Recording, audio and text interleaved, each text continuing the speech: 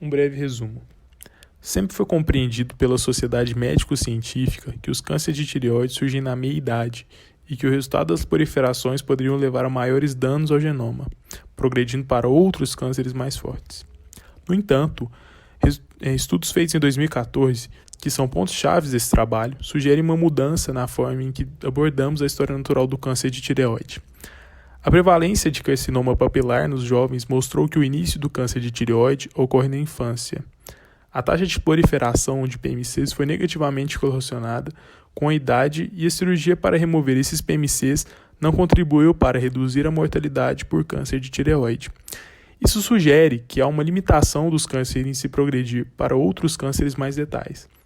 Com isso, a triagem ultrassonográfica de tireoide em jovens deve ser evitada, com o intuito de se evitar esses superdiagnósticos. Os cânceres de tireoide letais aparecem de forma súbita após a meia-idade. A partir daí, e com o avanço da idade, são necessários exames e o acompanhamento adequado, com o intuito de se avaliar o progresso desse tipo de câncer. Então, vou falar um pouco sobre a trilogia do câncer de tireoide em 2014. Há um tempo atrás, considerava-se que o câncer de tireoide ele seria gerado pela carcinogênese em várias etapas. Nessa, as células cancerígenas seriam derivadas de células foliculares da tireoide, através de múltiplos danos ao genoma que então provocariam a aceleração e proliferação de fenótipos malignos, como a capacidade de invadir os arredores dos tecidos ou então gerar metástase para órgãos distantes. Acredita-se que o primeiro evento da carcinogênese vem a ocorrer por volta da meia-idade, sendo que as células cancerígenas elas vão adquirir um fenótipo mais agressivo após proliferação repetida, o que vai resultar no acúmulo de alternâncias genéticas. Com base em dados da prevalência de câncer, na Coreia, no ano de 2000, ocorreu um aumento do rastreio do câncer de tireoide, que é feito através da ultrassom, e então foi realizado o maior rastreio e isso resultou no crescimento do número de pacientes com câncer de tireoide.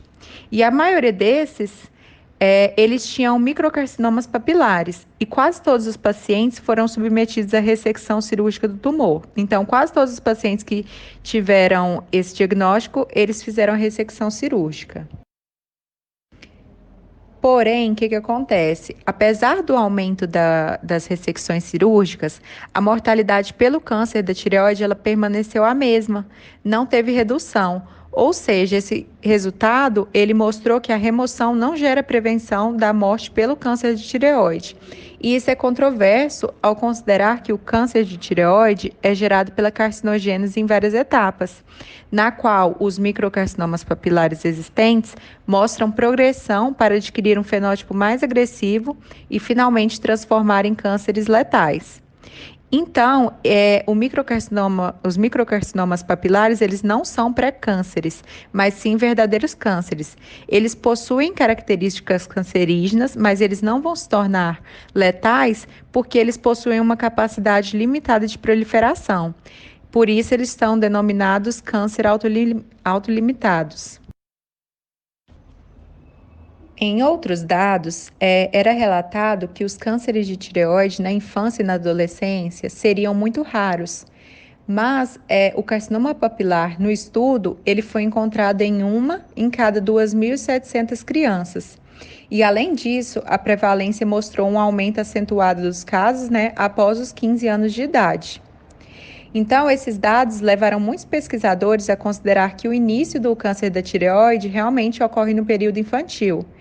E um estudo também que foi realizado em 2014, que é um estudo de observação, concluiu que apenas 8% apresentaram crescimento significativo em 10 anos. Então, apenas 8% dos microcarcinomas papilares, eles apresentaram o crescimento em 10 anos, Então, esse estudo sugere que o microcarcinoma papilar não ocorre na vida adulta, mas sim quando criança.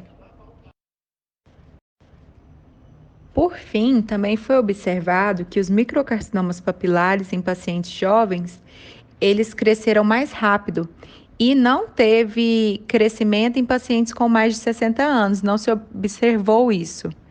Então, esses estudos, eles foram considerados um marco na história da pesquisa sobre o câncer, porque eles relataram a existência de um câncer autolimitado, que é maligno, porém não é letal aos pacientes. Para os cânceres autolimitados, que vão incluir a maioria desses cânceres de tireoide, o diagnóstico e a cirurgia precoce, como foi feito na Coreia no ano de 2000, que foi citado anteriormente, eles vão resultar em tratamentos excessivos. Então, eu vou começar a falar sobre a história natural do câncer de tireoide. E antes acreditava-se que o câncer de tireoide ele surgia a partir dos tireócitos na meia-idade. Esse modelo era chamado de modelo de carcinogênese de múltiplos estágios de início tardio. Mas esse modelo ele não explica as evidências clínicas que eram apresentadas na trilogia do câncer de tireoide. Essas evidências elas mostravam que tinha um aumento da prevalência dos 15 aos 34 anos e que tinha um grande número de câncer de tireoide antes dos 30 anos, mas não na meia-idade. E por causa disso foi proposto então um novo modelo que foi chamado de carcinogênese em múltiplas etapas de início precoce. A origem do câncer continuou sendo o tireócito, mas o início do câncer ele ocorre durante o período infantil e as células tumorais elas crescem muito lentamente. E durante a proliferação, algumas das células elas adquiriam novas mutações, novas alternâncias no genoma. E isso resultava numa progressão para células mais agressivas. E os macrocarcinomas em pacientes idosos, eles são mais agressivos do que num paciente mais novo, porque o idoso ele já foi submetido a várias décadas de proliferação e isso resultou em várias alternâncias genéticas.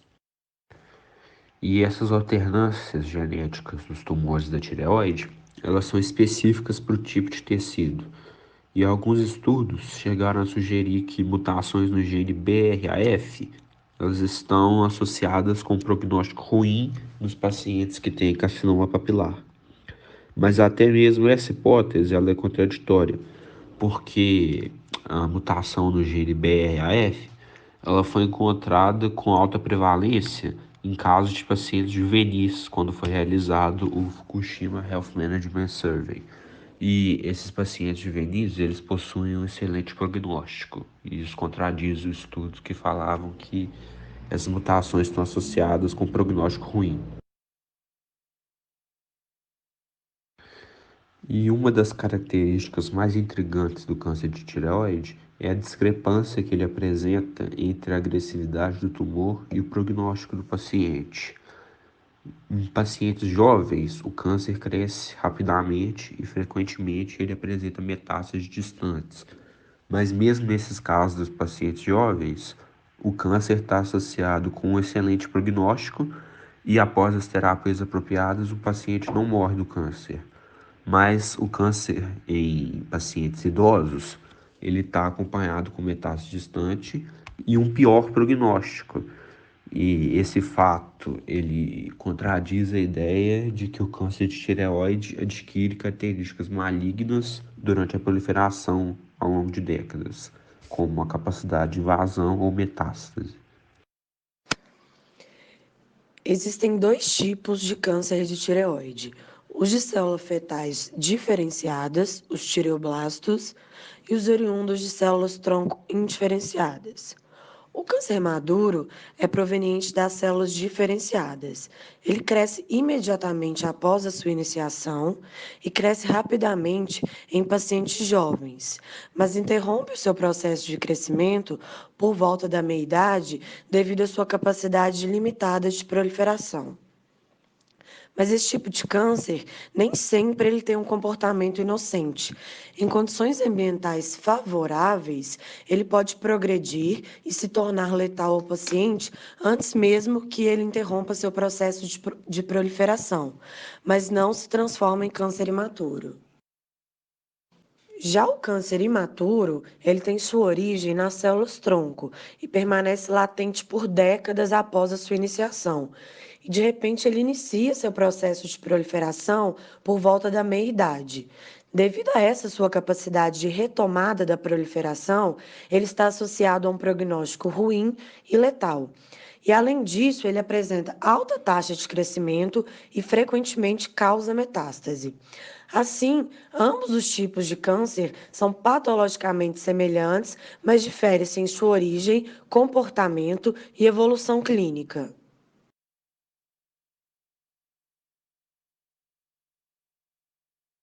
Um estudo descreveu que alguns tecidos cancerígenos tireoidianos contêm um pequeno número de células indiferenciadas que expressam um marcador, a LDH1. Estas células foram então separadas e injetadas em camundongos, e observou-se que apenas elas desenvolveram tumores. Diante dessa observação, foram realizados exames imunohistoquímicos que evidenciaram que os tumores formados expressavam tireoglobulina, mas não a LDH1. Com isso, concluiu-se que células diferenciadas não se transformam em células indiferenciadas para formar tumores, mas células indiferenciadas podem formar tumores se transformando em células diferenciadas. Então, agora eu vou falar o resultado previsto da pesquisa de gestão de saúde em Fukushima. As triagens ultrassonográficas após o acidente de Fukushima, realizadas com mais ou menos 300 mil crianças, por volta de 25 crianças suspeitavam de câncer de tireoide.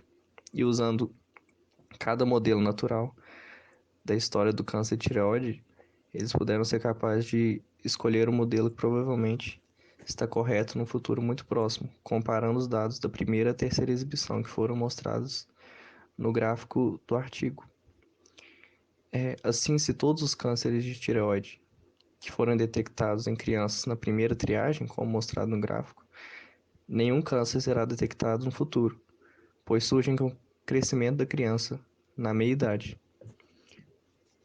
O número de mortalidade diminuirá drasticamente quando os cânceres foram removidos, detectados e removidos por cirurgia. E um grande número de câncer de tireoide é detectado na primeira triagem. Porém, todos eles são cânceres maduros e a maioria se tornará PMCs no futuro. A cirurgia para remover esses cânceres contribui para reduzir a mortalidade pelo mesmo. Assim, no modelo da carcinogênese de células fetais, o Fukushima Health prevê que a pesquisa de gerenciamento leve a um aumento de busca por diagnóstico e tratamento excessivo contra essa doença. Vou falar um pouco sobre o manejo clínico dos cânceres de tireoide. Existem duas formas do câncer de tireoide: os cânceres autolimitados e os cânceres letais. A pesquisa de gestão de saúde de Fukushima descobriu que pacientes jovens descobrem macrocarcinomas de tireoide por meio de ultrassom. Porém, normalmente esses cânceres são autolimitados, ou seja, eles param de crescer na meia-idade e se tornam carcinomas micropapilares. Então, como distinguir um tipo do outro? Bom, estudos apontam que os cânceres letais tendem a continuar em crescimento após 60 anos de idade do paciente. Ou seja, eu tenho um paciente de 60 anos. Se o câncer continuar em crescimento, isso fala a favor de ser um câncer letal. Se esse câncer parar de evoluir, fala a favor de ser um câncer autolimitado. Bom, como eu já disse anteriormente, o diagnóstico desses tumores ele é realizado por meio de ultrassom. E em pacientes jovens, é preciso de um cuidado maior ao diagnosticar esses tumores, visto que os tumores detectados nessas faixas etárias, em pacientes antes da meia-idade, eles tendem a ser maiores, mas não necessariamente malignos, porque os cânceres de tireoide letais, eles são muito raros em pessoas jovens. Então, é preciso fazer um monitoramento do crescimento do tumor para evitar uma cirurgia desnecessária em pacientes jovens, visto que muitos desses tumores eles vão evoluir para sua forma autolimitada. E essa forma autolimitada, ela não necessariamente precisa da cirurgia. Já em pacientes idosos, é preciso acompanhar a evolução do crescimento do tumor também e assim determinar o melhor tratamento. Esse monitoramento ele é fundamental antes de se decidir realizar ou não a retirada de tireoide, vistas as consequências que a retirada dessa glândula importante tem para o nosso organismo, né? Porém, se o tumor tiver invasões em outros órgãos ou já existirem metástases, aí é indicado a cirurgia imediatamente. No encerramento do nosso trabalho, eu falaria agora sobre as perspectivas futuras para o tratamento de câncer de tireoide. Considerando as progressões dos cânceres, a recomendação hoje, na maioria das vezes, por pesquisadores e clínicos é detecção e cirurgia precoce. Entretanto, para os cânceres autolimitados, essa opção não trouxe resultados favoráveis. Com isso, inúmeros pacientes foram submetidos a cirurgias desnecessárias. Futuramente, a ressecção cirúrgica dos cânceres devem ser limitadas aos que forem letais e em caso de cânceres autolimitados de crescimento rápido. Um dos fatores dificultantes é que ainda não há indicadores conhecidos para distinguir os cancros autolimitados dos letais. Uma alternativa que poderá ser utilizada é a detecção de células-tronco de câncer de tireoide nos tecidos tumorais.